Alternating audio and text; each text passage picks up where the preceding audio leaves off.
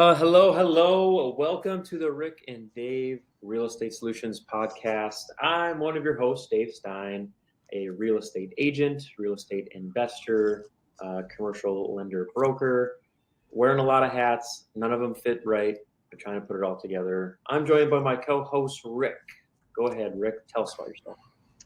Hi, I'm Rick Boehm. I'm a Gator. I'm also a commercial mortgage lending partner with Investion and co-host with Dave Stein of the Rick and Dave podcast. Dale, we're so fortunate to have you today. I would just as soon have you just introduce yourself. You've got more than I could cover. Okay. Where do you want? Yeah, do you want the backstory? So I'm Dale Brose, company's Terravest Capital Partners, located in Minnetonka, Minnesota, which is the southwestern suburb of the Minneapolis-St. Paul, or of the Minneapolis metro area. I'm here today. I'm assuming, Rick, you told me I'm here invited as a note investor. So I'm going to be covering, what is the note market? Who are note investors? How does it work? But I'll give you a little backstory because often people ask me especially because most of the people I network with are real estate investors and say, note investing, what's that? Who are you? And why do you exist? So I'll give you a little bit of backstory. Back in the 1990s, I was factoring invoices. Are either of you familiar with the term factoring invoices? Okay. Mm-hmm. So when we talk about real estate, and oftentimes, and it's one of my pet peeves, people say I make a mortgage payment. And that's kind of a pet peeve of mine because nobody actually pays a mortgage, right? They pay the promissory note. And the mortgage is simply the legal instrument that collateralizes the promissory note and connects the property to the promise to repay the loan. So we're actually making a payment on a promissory note. We're not making a mortgage payment. Anyway, pet peeve of mine as a note investor. But when you think of a promissory note is simply an agreement, and the agreement spells out the terms of the repayment of that loan, and it comes with typically monthly payments. Doesn't have to be, but it can be monthly payments. So it's a cash flow. Right? It's simply an installment contract. Well, an invoice is very similar to that. And in factoring invoices is I would work with probably a small manufacturer that's trying to get their product into maybe a big box retailer or somebody like that. Maybe they manufacture a widget. They try to get their product into Target or Walmart or Best Buy or something like that. And they believe that if I can simply get my product into one of these big box retailers, we're going to have it made, right? We'll go big at that point. So they get a meeting with a large big box or any larger retailer, and the retailer might say, you know what, we'll give you a shot. We'll put your products in 100 of our stores, but we want net 90 or net 120. We want longer terms on our invoices, a net 90 term. Well, typically the smaller business they're just so excited the fact that they're going to get into Walmart or Target or something like that. So we'll give you any terms that you want.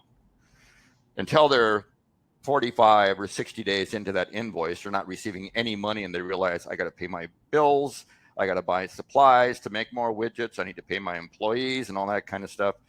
Then they would seek somebody like me out and says, hey, tell you what, I'll give you a cash today for that invoice. And it's usually discounted off the face value of the invoice because of the time value of money, right? Cash today is worth more than a future promise of payments. So they're willing to eat a discount on that. And then when that invoice matures, I get the face value, right? So I'm buying discounted cash flow, and I'm realizing the full face value. So again, it's a cash flow.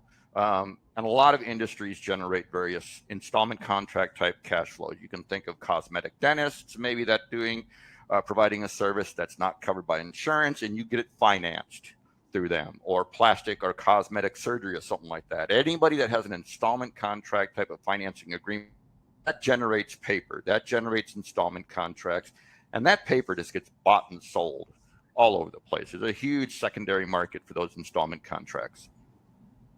So back in probably the early to mid 1990s, I had rental properties downtown Minneapolis, and I would say it took me and I was doing lease options and things like that. I realized after about 45 days that I am not cut out to be a landlord. I'm not empathetic enough. Their problems become my problems, and I just know that's not. And I was at a national conference for various types of cash flow investors. I went as if somebody that was factoring invoices, and I met some people that were doing mortgage notes. And I said, explain to me what this mortgage note investing thing is. Once they explained it, and it says, little light bulb went off inside of my head. Well, wait a minute. That sounds a lot better than what I'm currently doing by owning rental properties and trying to do lease options. So I told myself, again, this is probably the mid 1990s. I told myself, if I ever get back into real estate, if I ever got back into the real estate game, I'd come back in as a note investor. And so fortunately, for the last 11 years, I've owned a non-related agency here in the Minneapolis market. It's provided me a good income. I'm pretty much semi-retired. So during COVID, in 2020, I said, this looks like a good time to get back into the real estate side. So I came back in as a note investor. So what is note investing, you might ask? That was my next question. Yeah. So what is note investing? So there are many ways to slice and dice note investing, but essentially all I'm doing is I'm buying the loan on a piece of property, right? Somebody got a piece of property and they either got traditional financing or they got it through seller financing. Somebody carried back a note on that property and is receiving monthly payments from the owner occupant or the investor that bought, whomever, the borrower. And that promissory note can be sold, right? It's an asset. It's a sellable asset, just like the invoice was.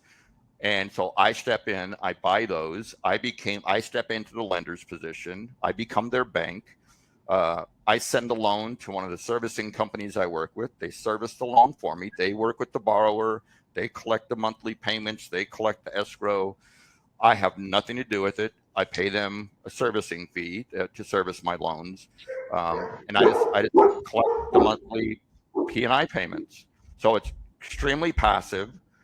It still gives me real estate exposure because I'm in a lien position, right? I typically buy first position paper. You can buy second position too, but I typically buy performing first position paper.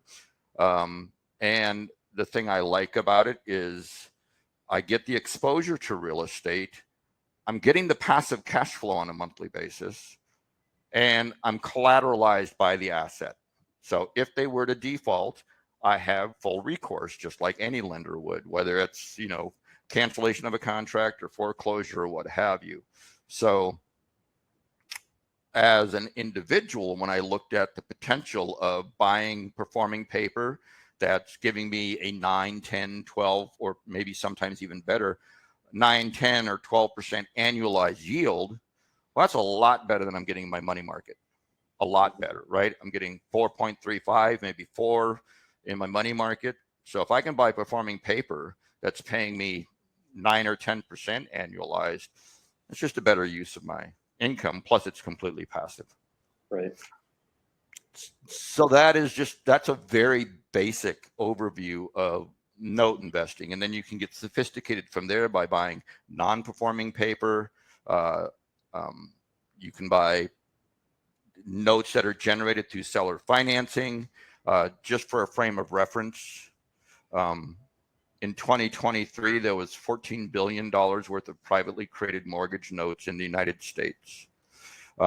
People selling their homes, selling whatever. And Rick, you and I were talking about commercial earlier today, commercial properties. It was about $9.2 billion worth of privately created mortgage notes for commercial property, 2023. And then there was, let's see, for land, just unimproved land, $3.8 billion was generated last year. So in total, there was about $28 billion worth of privately created paper that was generated in 2023. And that's billion with a B. With a B, yeah. Over the last, and so when you think of notes too, because of dealing with terms, whether it's a 5-year note, 10-year note, 20, 30, up to 40, and now we have these beautiful 40-year mortgages out there now.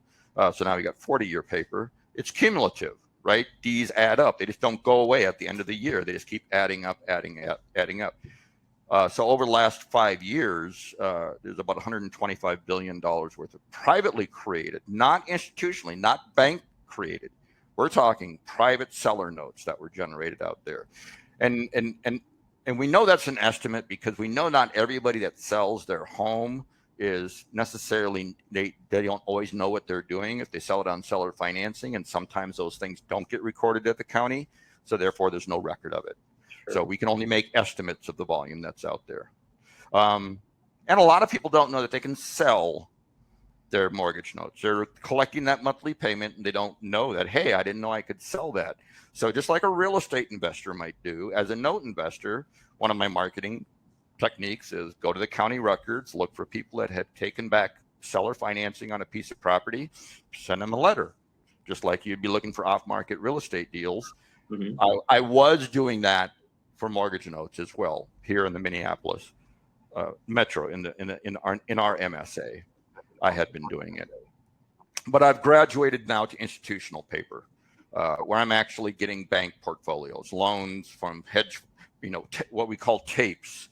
And a tape is simply a spreadsheet of a bunch of loans that either a hedge fund, an equity fund, or a bank is selling. And we're talking trillions of dollars a year that moves around in a secondary note market. Fannie, I'm sure you guys are familiar with Fannie and Freddie. Fannie and Freddie sell thousands of loans every year that make their way through the secondary market. So Dale, can you explain if somebody is seller financing, what's the advantage for them of selling their note? Yeah, that's a good question. So the ease of the transaction, right? We definitely went through a period where getting traditional lending might have been difficult for some people. Oftentimes when people talk about seller financing, they say, oh, they bought it on seller financing, you had to do seller financing.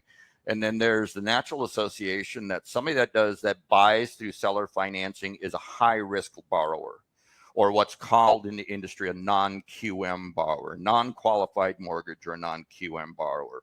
But that's really not it doesn't have to be the case, right? There's a lot of non-QM borrowers that maybe they got a high FICO score, maybe they are cash rich. Maybe they could easily afford the payments. They just can't qualify for traditional lending based on what a full doc loan requires of them. Well, you're a mortgage guy, so you know exactly what I'm talking about, the non-QM borrowers. Right. One of the greatest examples, and kind of jokingly we talk about in the industry, is one of the most common type of non-QM borrowers, people that are hard to lend to, ironically, are real estate agents. Mm-hmm. Because anyone commission based, or even like attorneys that just made partner and now they're going to make a lot of money, but they don't have the tax return to show it right now, so they can't afford the house they're looking for. Exactly. So you could have an entrepreneur, a business owner. They just have a hard time demonstrating based on the requirements of the formula that FHA or something like that might put out there. So the advantage of somebody is selling is simply, in my opinion, there can be a lot of advantages. Number one, it's just an easier process, right? They can say, you negotiate between the buyer and the seller. Here's the monthly payment that I want on this. Here are the terms, 30 years at, 7-8% or whatever it is. Here's the down payment or no down payment. Everything, when I teach people about notes, the one thing I say is, there's the principles of the note are the same, right? You've got elements. You've got the term, how many payments, how many year, what's the interest rate? The interest rate on a note is what we call the coupon rate. And then what's the balance? How much are you financing? And as a result of those three variables, you end up with the fourth variable. That would be the principal and interest payment. Taxes and insurance obviously are established in other ways, but principal and interest. So you got the four terms. Beyond that, everything, which I love about notes in real estate, is it's an incredibly powerful tool when it comes to creative financing, because anything and everything is negotiable. A deferred down payment or whatever. There's just all sorts of things that you can do with a mortgage note in the creative financing side. Now, the benefit for the seller is they're essentially creating an annuity, right? If they made the note, if they carried back the paper with a buyer that they trust and whatever, however they underwrote or however they qualified that buyer is now giving them a monthly payment, whatever the P&I is, principal and interest, for any of your listeners that might not be familiar with P&I. And it's an annuity, and it pays month after month for the term of the loan. There could be reasons that somebody might want to do that. Maybe they don't want to sell. Maybe it's maybe it was a vacation property or something like that. And if they realize if they sell it, maybe they're going to incur a big tax event because the property had appreciated a great deal since they bought it. So they say, hey, if I sell it on seller financing and I just collect monthly payments, I only pay taxes in the year that I realize those payments. I don't pay tax on the entire proceed. I only pay taxes on whatever I collected in that year. So it's a way to spread out the taxes over time. When I have conversations with probate attorneys about the idea of, if there were properties that were left that were in probate, rather than trying to figure out how to divide this piece of property amongst fighting siblings, just sell it on seller financing and instruct the servicing company to send monthly payments of equal amounts to each of the kids. Yeah. That could be another advantage. Yeah, I have a question. Yeah. The way you just described it makes it sound like it's the dream of you're not a tired landlord, you're not dealing with tenants, you're not cleaning properties, you're not fixing properties, you're not flipping properties. Mm-mm. What would be a barrier to entry? Like why isn't it more common to just start doing note investing instead of wholesaling and then flipping? And why do you think note is so obscure? Buying notes. Yeah, I mean, it's a great question. So it's been around for decades. And as I said, insurance companies and pension plans, they've been buying them for decades, right? It's that market has always been there. But it's only until recently, and again, I was exposed to it first back in the 1990s, but even to this day, it's really not talked about much in the real estate investing world. And I've been on the mission for the last couple of years, for sure the last year, is presenting kind of an introduction to the note market PowerPoint that I go around and give to various real estate investor groups, and not really with the intention of converting real estate investors into note investors, but showing them how to use notes in creative financing. And I always say that every real estate investor should know a note investor. Because if you are doing creative financing and you are creating paper, to know that there's a buyer like me that can make that asset liquid for them by giving them a cash, obviously a discounted value, but a discounted offer on it, can be beneficial to a real estate investor. But for the most part, it's been an industry that we didn't want a whole lot of publicity on. I mean, we had a good thing going, so it's kind of like, it's very much a closed community, and it has been, even though over the last year we're starting to see more exposure. I think because of things like YouTube. You start seeing everybody's learning real estate investing and different types of investing, crypto investing or whatever it might be, through YouTube. So yeah, you're seeing a lot more content out of, I am at least, on YouTube. So I think more people are learning about it. Barrier to entry. What do you think is the biggest barrier to entry for someone to be? Is it just because it's a closed community? No, not necessarily. I think, unlike real estate investing, like I always tell people, a challenge with note investing compared to real estate investing is one of the first things people are taught when they get into real estate investing is go drive for dollars, drive neighborhoods and look for those uncut lawns and homes that are in disrepair. You can't do that with notes, right? You can't drive up and down neighborhoods looking for, hey, this house was sold on seller financing. So knowing how to find the note inventory can be a challenge. And that's kind of what I mean by a closed community is you get into note investing, you network, you start finding out who's doing what. Maybe you go to some of our national conferences that we have for note investors, and you kind of learn note investing that way, and you start building those connections. There's really no MLS for notes. Right. There's a few platforms out there that are trying to bring notes into the digital age. Like PaperStack is one that they've been doing a good job in trying to create a marketplace for note buyers and note sellers to come together. I know the team at PaperStack. They're putting together a really solid platform. But other than that, people often think, well, I got to have a lot of money to buy somebody's mortgage, right? I got to have a lot of cash. I got to be really liquid in order to be able to afford to buy somebody's home loan. But to me, that's more of a mental barrier for somebody that's getting into it, because you can buy notes on land, just unimproved land, $10,000. It's a 3 or 5 year note, maybe a 10-year note for under $20,000. Because for me, it's not the asset. I don't care about the asset. I care about the yield I'm getting on the note. What's the yield I'm making on that? So if I buy 2 notes for $10,000 each that are giving me 12% yield for the next 2 or 3 years, or 36 payments, well, that's fine. I don't need to go out and buy a $300,000 home loan. Just to get, it's just about the yield. It's putting my money, it's putting the cash to work. Right. Yeah. Now, we can jump into non-performing now if you want to. Or do you have questions on the performing side? Well, it's a perfect transition. Yeah, I was just we just did an episode on fear. What are the fears that are in real estate? And one of the things that is in our episode is fear of non-performing. Maybe you buy an apartment and the renters aren't paying it, or you've got a rental and they stop paying the payments, that non-perform, which would lead to a non-performing asset. I would think. Yeah. Tell me how does that work with non-performing assets? Yeah. So the reason I kind of like non-performing, again, performing is simply, I want to put money to work and I want to get a yield and I want to be collateralized. I want to be protected. If my borrower defaults, I have the ability to do 2 things with the borrower.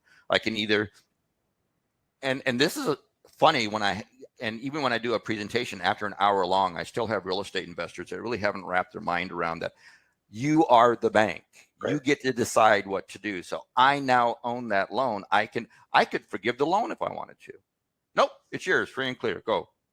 I have that ability as the note holder, as the lien holder, to do that. First position. But let's suppose they do default on me. Well, I always have the ability to reach out to that borrower and modify the loan if I wanted to. Said, what happened, right?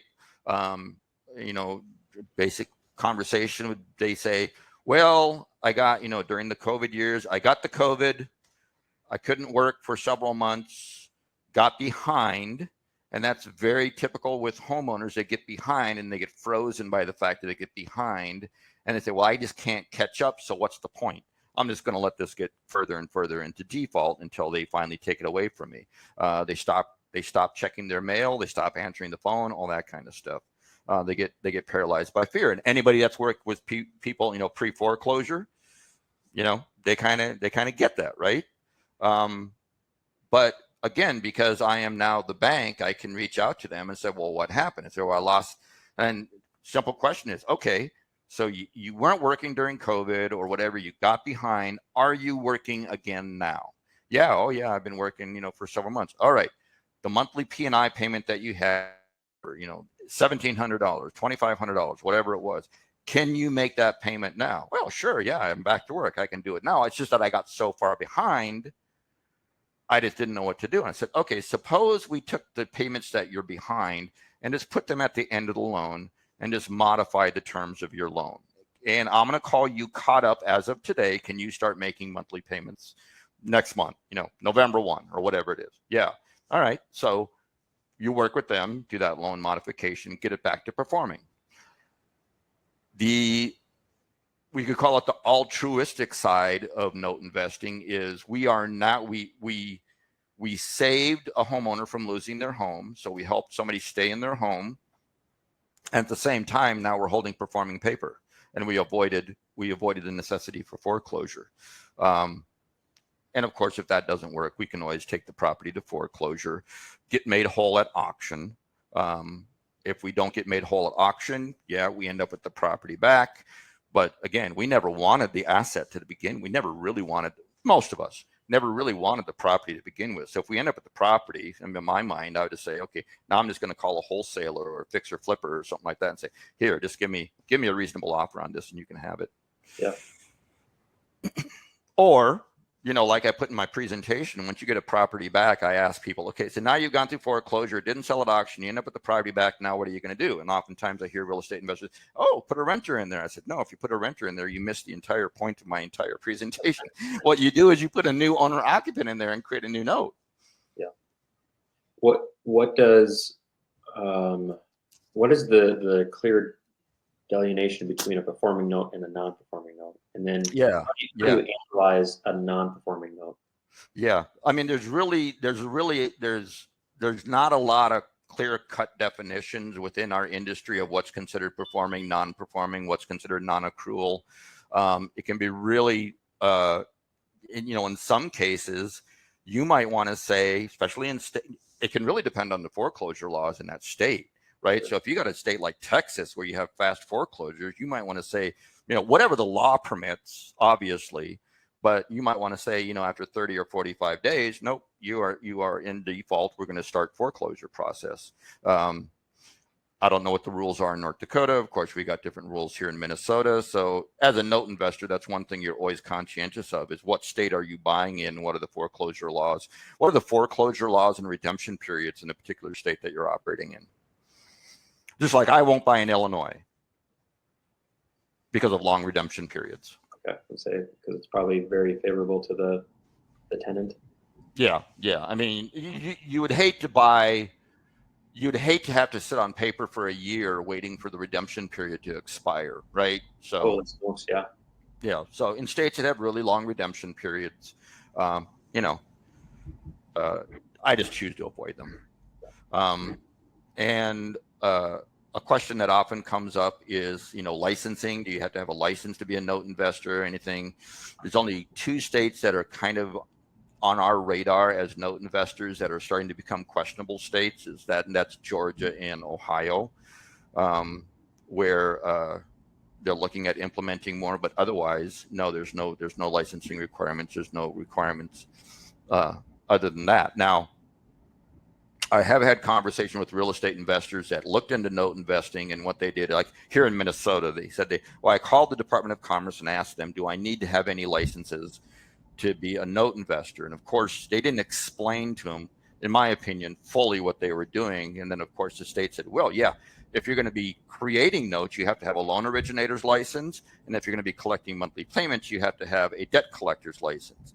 And I had to, explain to him, number one, if you're originating, hopefully you're working with an MLO or an RMLO to underwrite your borrower for you. So somebody with an NMLS license that's underwriting the borrower. So you're operating under they're using their license to qualify the borrower. And then when you generate it, you send a loan off to a licensed loan servicer and they're servicing the loan. You're not doing any of those things. So you're not required to hold a license. I don't want to jump around too much, but yeah, hopefully that answered your question as far as any barriers to it is just being able to find the inventory for the notes. And then people think you have to have a lot of money to get into it, which they don't have to. So if somebody's got some disposable, some monies that they're looking to invest, but they're thinking this conceptually, this sounds like a great idea, but it's a lot for me to learn. Can they come and invest in a note fund so that they don't have to go out and do all the learning themselves? Can you explain that? Yeah, absolutely. So there are a few funds out there. So when we think of funds, most in real estate, most people think of like a Reg D fund, which would be like a 506B or 506C fund. And most of the time it's something like a multifamily syndication. Everybody hears about multifamily syndications. And that by far is the most common type of funds out there. And those are equity funds. But like the fund I'm working at putting together at Terravest, it's a debt fund because we're buying debt. We're not buying an equity positioning. We're buying the debt on a piece of property. So yeah, there are funds out there. I'm working on establishing, getting set up with the SEC to do that. There's a few other funds. Hopefully you'll be able to provide people with, any of your listeners with like my email or something to that if they want to reach out to me, and I can kind of direct them on where to go. But Absolutely. So typically the way that would work is, because I know where the inventory is and because I know how to negotiate the discount on notes because I've been doing it, this is simply scaling that operation. So typically I would be buying a note, performing note, with a target yield of between 12 to 14% annualized, and then providing the LPs, or the limited part investors, anywhere between 8 to 10% annualized, completely passive. So again, they have no involvement whatsoever in, managing the borrower or anything, because the loan that's being done by the servicing company. So yeah, so kind of a thing I've been definitely talking to, and even real estate investors talking about, is and like what you guys are doing in the private lending side or what have you. There's so many people out there with the self-directed IRA that's doing nothing for them. That maybe there's maybe they got cash sitting there, or it's just not yielding anything, and they don't realize that they can invest in real estate and notes out of a self-directed IRA and get that 8 or 10% yield in that IRA, tax deferred.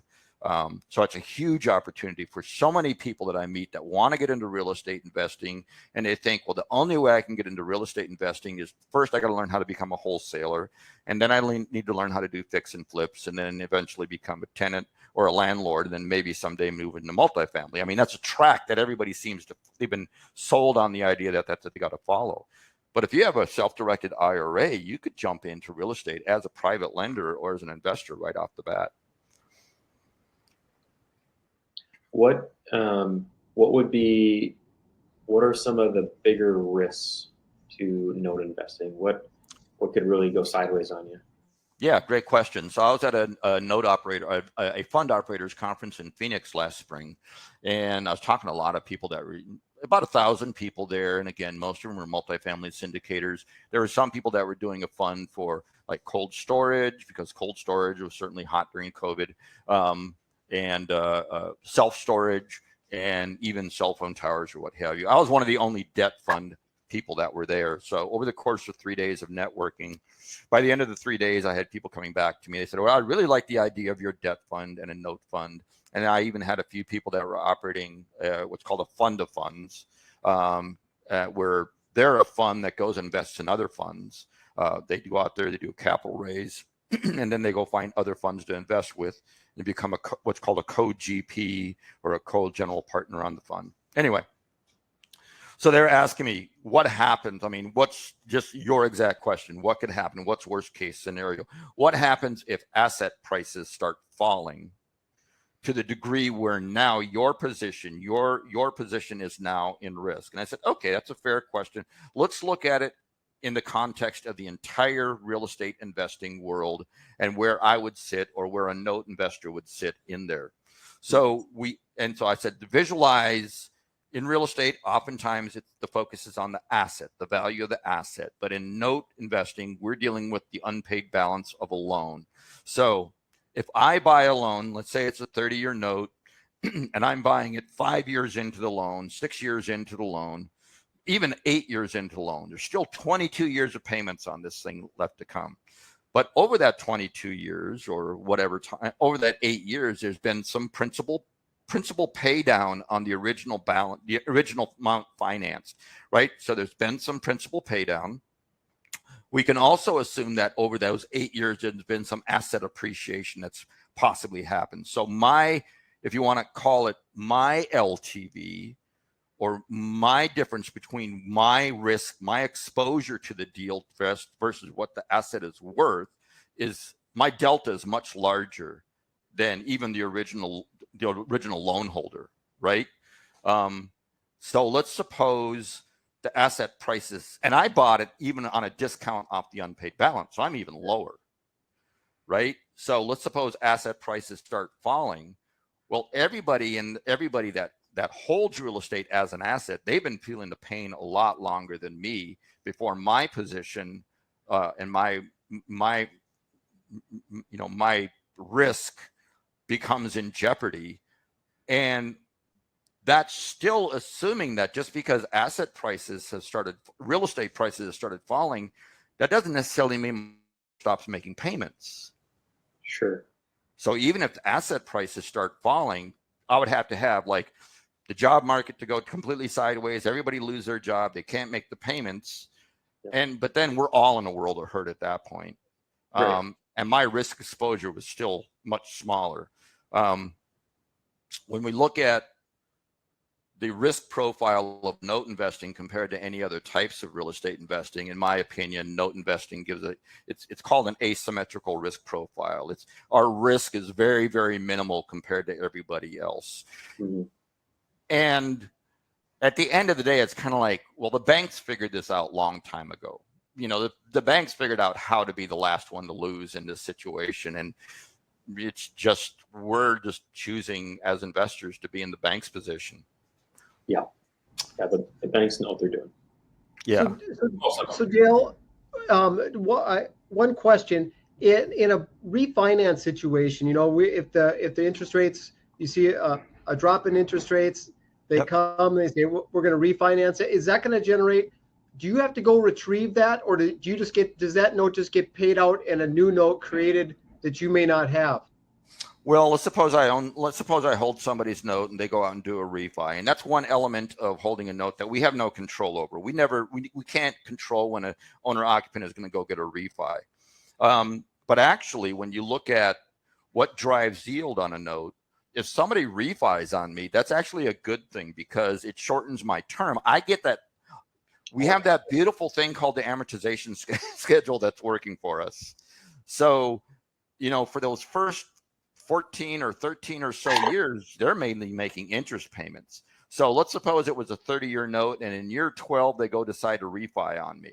That's cool because that unpaid balance, the principal is still largely intact, right? They've been paying mainly interest payments. So when they go to refi, I'll get that big lump sum payment and my yield actually improves as a result of that because I shortened the term at the time it took me to get my money back. Do I get to capture a lot of that interest? No, but that's all right because my yield has gone up, just the way it works mathematically. And then I just go buy a new note. So, but then I'm out of the game, right? Whoever they refied with, now they're the note holder. Mm-hmm. Let's say, but that could be positive, as you mentioned, because then you just roll it into another note or another asset and absolutely restart the clock. And yeah, absolutely. I mean, honestly, now because I've been at this for a number of years, there's not a week that goes by that I don't get loan portfolios sent to me. Just within the last week, I've had a portfolio of 25 single-family homes loans in the Cleveland market. I get commercial properties sent to me. I had them, from Maryland sent to me. I just had a bank tape with 125 non-performing loans sent to me. So there's no shortage of inventory. Mm-hmm. Once you know where the inventory is, that is not like right now for people that are maybe in real estate investing that I hear people like, well, there's just nothing out there. That's not the case when it comes to notes. There's more notes out there than, you would have to have really, really deep pockets before you run out of notes to buy. Yeah. So it's interesting too, Dale, I'm curious on your take. Rick and I are in the commercial lending broker space, mm-hmm. and seems to be a looming cloud in the commercial lending world. Yeah, 1.5 trillion to be refinanced in the next couple of years. Folks that had COVID or post-COVID rock bottom rates now are going to be facing current market rates, and it's not looking promising. Where do you see that, and how do you play in it? Because you mentioned commercial properties a few times. How does that work in the note world for what you're looking for in yields, and just what's your general take? Yeah, I mean, I'm going to have to concur with you that it's somewhat perplexing because when I hear numbers coming out, like you watch CNBC or something like that, and you hear the numbers that are released nationally, and sometimes just like today, I was watching on CNBC, CRE or commercial real estate. Oh, we've hit the bottom. Now we're going to be recovering. When we look at the numbers, we see that there's a lot more pain to go through, and there's been a lot of extending and pretending that's been going on over the last couple of years. And when I talk to my bank connections, they said, you're absolutely right. I mean, that's all we're doing is we're avoiding the inevitable, because even if they can refi some of this stuff, the numbers don't work with the insurance costs that have gone up, the vacancy rates that we have, the taxes that have been going up. A lot of these things were financed on pro forma numbers that simply don't work anymore. They didn't work a couple of years ago. Right. And those things have not changed. Taxes have not gone down. Insurance is certainly not going down. If you can get insurance in some markets, insurance hasn't gone down. I mean, good luck if you're in the Carolinas or if you're in Florida trying to get insurance. Yeah. So yeah, I think we have plenty of pain to go through yet before anything is solved. And I know some people certainly in the note space that like commercial, and we're at a point now where they can pick and choose what they want to go after. And I think a lot of people are just kind of waiting to see what happens. I mean, you probably noticed the same thing, is that, even with the stress, there's not a whole lot of REO out there. I mean, things are not finding their way into bank owned because the banks are just leaving stuff in non-accrual status and they're not moving it over to the REO column. So I think, I was having dinner with some out of town people last night, some real estate people, and I was saying, I'm not saying don't invest right now, but I'm saying I would say don't get overexposed at this time and figure out how to be liquid, because I think the buying opportunities have yet to happen. Yeah. Just be patient and, don't commit too much of your funds to real estate. Yeah, just kind of, not that you want to just sit there and let cash eat away with inflation, but kind of be cash ready for some opportunities. Yeah, that's why I say, figure out, you can go ahead and invest, but figure out, how do I get liquid on this stuff when those opportunities do pop up? Yeah. And it's going to be very, very localized too. We're already seeing things reversing in Florida. We're already seeing things reversing in what markets that used to be hot, like Austin down in Texas or what have you. When I know like markets like here in Minnesota, and I don't know where all your listeners might be from, but there's some markets that are just, we're not boom nor bust markets, right? We're never a boom market, but we also never go bust. So we're just very stable. So it depends. Like right now, when I talk to people that are looking at starting to invest in funds or doing syndications, and they tell me that they're getting ready to put money into a multifamily syndication in Austin, I go, ooh, you missed that by a couple of years. This is not the time to be getting into those, because they simply overbuilt, and now we got a lot of inventory, or they got a lot of inventory they got to work through. I hear plenty of funds that are out there. They're doing capital calls now with their investors, simply to keep a deal alive. And you just don't want to be in that situation. Yeah. Dale, if somebody wants to get a hold of you, what's your contact information?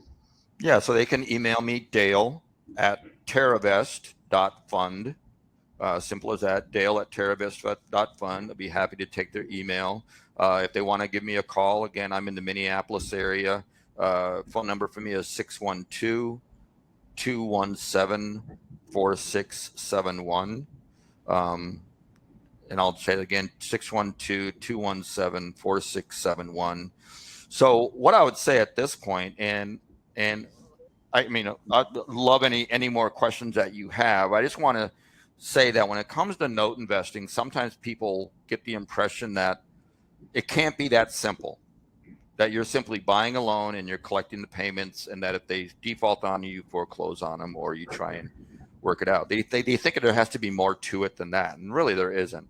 It's a very simple concept. And yeah, so for people that would want to explore that, feel free to reach out to me. I'm very, very cognizant of the rules from the SEC and what have you when it comes to this kind of stuff. So I'm not saying, call me because I'm not doing a capital raise here. I'm not saying I got something for you to invest in, but they can simply connect with me, and if things come up in the future, yeah, you have information. connect them. So I'll give you an example of what I'm working with and what I was talking with the guys last night is, again, I get access to non-performing from bank tapes or portfolios of bank loans that are non-performing. And I know right now subject to is just a really hot thing. People are talking about sub two, and everybody's out there looking for sub 2 deals. At the same time, I hear people saying, well, what's the biggest risk of a sub 2 deal? And it's, the bank calling the loan due, the due on sale clause. And I said, well, what would you do if, and this is just me saying that if I'm buying a non-performing loan, I am now the bank. So if I know somebody that's doing subject to and is good at it, why wouldn't I just turn over that non-performing loan to a subject to person? I don't care how that loan gets reperforming. If you can work with the owner occupant that's in default to get it back to performing, why would I call it due? Yep. And now I'm the bank. I'm the one that would call it due. Why would I do that? You've turned this non-performing asset into a performing asset. Right. And now you've created a very strategic partnership with some agents. Yep, you're helping a distressed owner. You're definitely being a benefit to me as the note holder because it's performing. And a little trick, like in note investing, just like people go out and rehab houses, we rehab paper. So if I buy a non-performing note and I can get it back to performing, so I bought a non-performing note at a steep discount because it's non-performing. I get it back to performing. And then once I demonstrate that I have 1 year of on-time payments, I can resell that note as performing closer to par value. Right. And I can arbitrage the difference. So where I may have bought it at 40 cents on the dollar, I can resell it at 80 cents on the dollar. Ish. And just exit in 2 years, exit in a year. Never would have thought of that and rehabbing a note. Yep. Getting it from not performing to performing. That's some gold right there. Yeah, that's why I say when I said is that, note investing in and of itself is very simple, but then once you get into it, there are nuances to it that a more sophisticated or advanced investor can implement. So there's so many different ways to make money in paper. Yeah. Another thing that in addition to rehabbing the note, there's 2 other strategies that we use. One's called selling a partial. Let's suppose, again, I bought that note, had 22 years of payments on it. I can sell 10 years of payments to another investor and recapitalize a lot of what I invested into it. They get the upfront yield in those, I sell 10 years, they get the next 10 years of payments. Then I still have 12 years of payments that pretty much I got for next to nothing because I recapitalized by selling the front half of that note to another investor. There's another fancy term called hypothecation, where if I have a portfolio, let's suppose I have a portfolio of, 10 notes with a value of $1.2 million. Well, I can pledge the value of that $1.2 million and I can borrow against it. And that's called hypothecation. Sure. So once you get into the debt side of real estate, there's just all sorts of funny little things that we can do. Man, oh man. So much, Dale, so much. And only in a short, 50 minutes that we scratched the surface. Yeah, I can't believe it's been that quick already. I know. It goes fast. Well, if you guys needed to get in touch with Dale, you had his contact information. Mine is in this blue little circle here. It's all my handles on my socials and then my phone. And then Rick, I believe you have yours as well. I've got my Instagram on there. You can reach out, leave me a message on there. You can always reach me on Facebook. Love to sit down, speak with you. Dale, you were just the best. You were just. I appreciate that. So let me do one closing statement because I could talk. We could do like an all-day seminar on this thing. So let me just kind of leave it at this. And if somebody wants to chat, feel free to call me. We can set up a time to call and I can walk you through it. But from a note investor's perspective, if you put aside side by side owning a piece of property as a rental property and then owning a similar piece of property and you simply own the note on that, and you look at it from a net versus a gross perspective, right? So your gross rent versus my P&I payment. Well, if you're the property owner and your you're still responsible for taxes. You're still responsible for insurance. You're still responsible for the maintenance. You need to set aside money for vacancy. And then if you want to be passive, you still got to set aside, or you got to pay a property manager. So now suddenly the difference between your gross rent and really what you net at the end of the month, whereas my P&I payment, I'm only paying a loan servicer $30 a month. Everything else is going in my pocket. So my net, or the note investor's net, is, to me anyway, much more attractive. But I always say that in the context that we're always going to need rental properties. We're always going to need landlords, and we're always going to need rental properties. So I don't say that to diminish the role of a landlord. But if somebody is a tired landlord and they're tired of doing that type of stuff, and they said, I've had it. I know plenty of investors that want to begin converting their rental properties over to seller finance and create a note on that and just go completely passive. Yeah. But all I would say is, we are, regardless of what we do in real estate, at the end of the day, we're in a numbers game. We got to know our numbers no matter what we're doing in real estate. So I just say, just run your numbers. And now, like I said, because of taxes and insurance and all those kind of things, we believe in the note community. We believe we're in a note cycle, not a rental cycle. I believe it. Well, And I think the last thing that you didn't mention is time. So even as you're running all of those numbers, the time factor of being the landlord or doing those things, like, you got to calculate that too, and then it might be on par. Yep. Absolutely. Absolutely. Yep. thank you, Dale. You're very welcome. Good to see you as always, Rick. Good. Did everybody know the backstory between Rick and I? I don't think so. I mean, I know, but You know? Oh, the fact that we went to high school together? Yeah. The funny thing is, 40 years ago, probably over 40 years ago now, we went to high school together, and we ended up reconnecting because of real estate after 40 years. Yep. So true. I saw his name in Gator, and I said, damn, I went to high school with a guy that had that same name. And then I looked him up, and sure enough, it was Dale. Yeah. Blessing.